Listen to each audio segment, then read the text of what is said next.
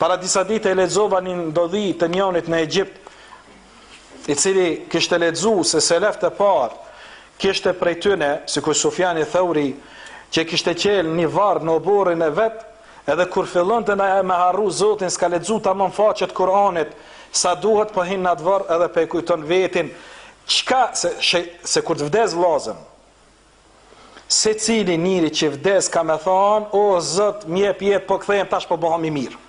Ka me lyp rastin, mjep ja Rabbi, tash po du më bëj i mirë. Allahu Teala nuk jep atë mundësi robit. Ai ose të partë kanë bërë kësi varreza dhe i kalon në bërë. Tash u kujtova të lexuat ndodhi. Dhe për të regon një Egjiptit, për të regon tha shkova një natën, që me pas pa tha njerës, ose ata portirat e varrezave kishin kujtu që kom lujt menç. Shkova, thot, edhe komenu vetin që jem muslimani i mire, jem trim, kur u futan mes varrezave, tha fillova mu tut, natën. E pa është terri madh, errësire madhe, dhe më kapën dridhme të ftoftit dhe të frigës. Dhe që ka atje adet milon disa varreza të gatshme.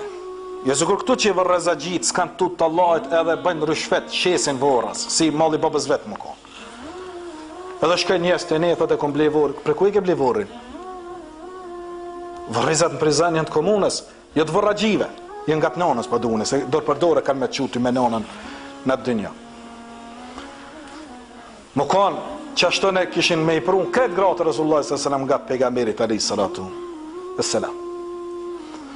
Me po çfarë thot? E shiqova një varr të qetë dhe u futa mrenda. Thot, frigën më të madhe në jetë teme që kom përjetu ishte në momenti kur u shtrina në atë varr. Edhe mu dok se dikush malshej dheun për mi. Edhe tash kanë me marrë Munker dhe Nekir, dy me laçe dhe me mpyt. Kush është Zoti yt, kush është feja jote, kush është pejgamberi yt, edhe me mpyt për namazin, e me mpyt për haramin. Thot, aq shumë u friksova, mendova se vdiqa. U tuta mos më vjen e me laçja që ka në hadith pejgamberit alayhis salam. U tuta mos më vjen puna jeme e keqe në formën e krijesës më të shëmtut. Edhe kur e pyet njërin varr kush je ti, i thot unë jam puna jote e keq, unë jam namazi yt që se ke fal, unë jam alkoholi yt, unë jam zinaja jote, unë jam shiqimi yt, unë jam përgojimi yt, unë, të gjitha punët e këqija ti përkujton ty. Atëherë tha dola dhe falenderova Allahun Teala, thash o Zot, falenderimet e panumërta që takojnë ty, që për çdo sabah po ma jep mundësinë mu çu edhe një herë me bë tobe për mungesat e mia, mëkatet e mia, mangësitë e mia, po ne s'po dim me shfrytzu këtë dhunti dhe nimet që na e ke dhënë ya Rabbi.